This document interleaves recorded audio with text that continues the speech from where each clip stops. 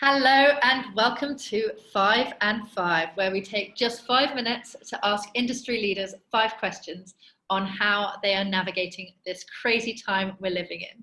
And we have Sean Hall with us. Sean is the CEO and founder of Energx. Sean, just to kick things right off, tell me something that very few people know about you.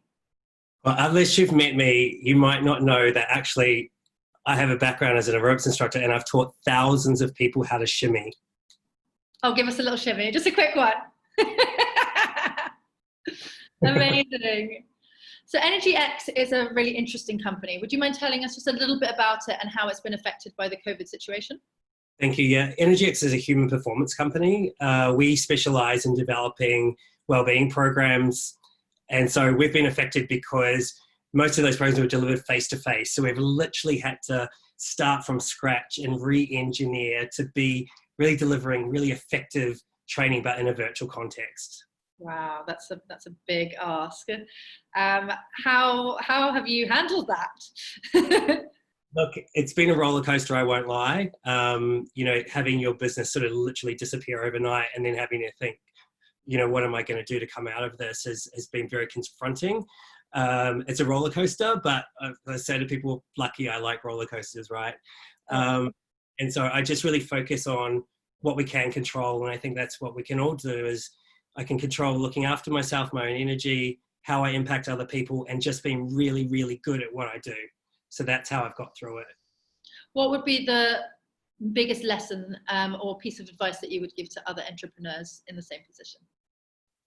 Those 3 things, really, I think, like look after yourself, right? You've literally got nothing unless you're doing that. And then really, really focus on what you're great at. And it might be that you're applying those skills in a different way right now.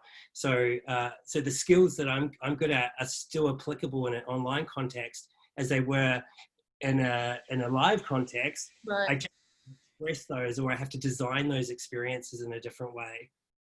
Amazing. So what do you think are the long-term implications for business once this all settles? Look, I think that right now we're being asked to make one of 3 choices.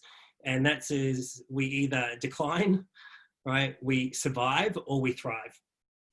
And history shows that those organizations, or even those people that choose to thrive, like, what do I really need to do? How do I be my best, even in this crazy context?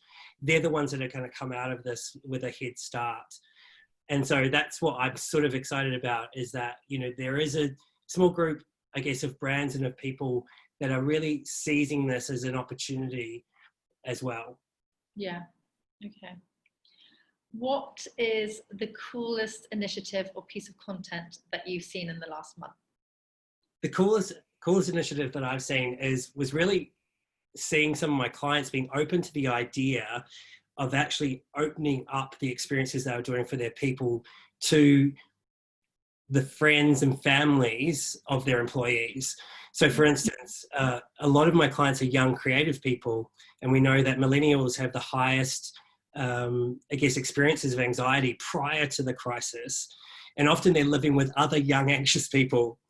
And so I was really excited when the Media Federation of Australia said, okay, we'll invite your housemates along to this because we know they're having a tough time as well. And I just think that generosity and that empathy is just so, I get goosebumps just thinking about it, because it doesn't require much just beyond thinking what else is going on in people's lives.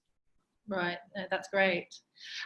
So this doesn't happen very often, but we've still got a minute left and we've got through our questions. So I kind of wanted to ask, you said that you've been looking at how to bring everything online. Yes. Has there been anything that's really, a tip that you would give to other people, how to be engaging online? Yes. Yeah, something like that. Look, the thing is, what we know right now, and I'm sort of cheeky saying this, right? But the last thing anybody needs right now is another boring webinar. Right. And that's the way that I've really thought about this. Is my background is in experience design and in human-centered design. And so I've really thought about what's going on the other side of the screen. One of the best pieces of advice I got recently was, it's my job to be interesting. It's not your job to be interested. Yeah. So I really think about that. And so all of these things, so cadence of delivery, making experiences interactive versus passive, teaching real skills. You know, these are things that we really have to get good at. And I think that for any organization that is delivering any type of educational content, there's a massive brand risk going on right now. Because if you paid a lot for a degree, say, even for an MBA, and then you're providing really boring experiences that just feel like another Zoom call, then you're in trouble. For sure. All right. Well, thank you very much, Sean. It's been a pleasure talking to you. You're very welcome. Thanks for having me. This has been 5 and 5.